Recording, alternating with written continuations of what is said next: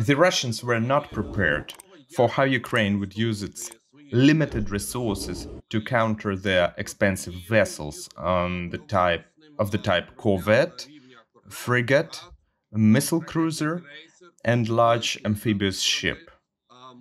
Compared to a warship, we use a cheap attack element, an unmanned boat.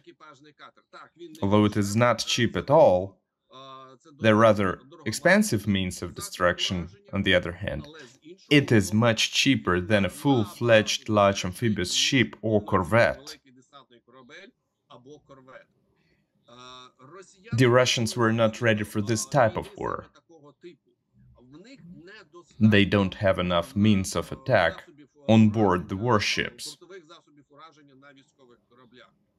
They cannot fully protect themselves from fast and maneuverable objects, such as unmanned motorboats.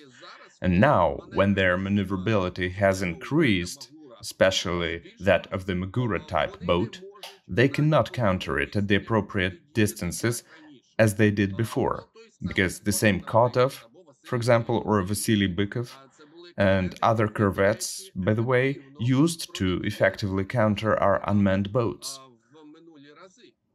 But now they can no longer do this, because the boat maneuverability has become much better, which allows them to hit these ships, and they cannot counter the boats with their onboard weapons, large caliber machine guns, automatic cannons, etc.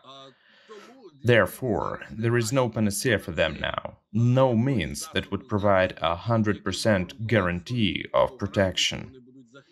On the contrary, the percentage of this guarantee decreases with each day of the evolution of the unmanned motorboats, and they cannot do anything effective, except to use, for example, such an element as an attack helicopter.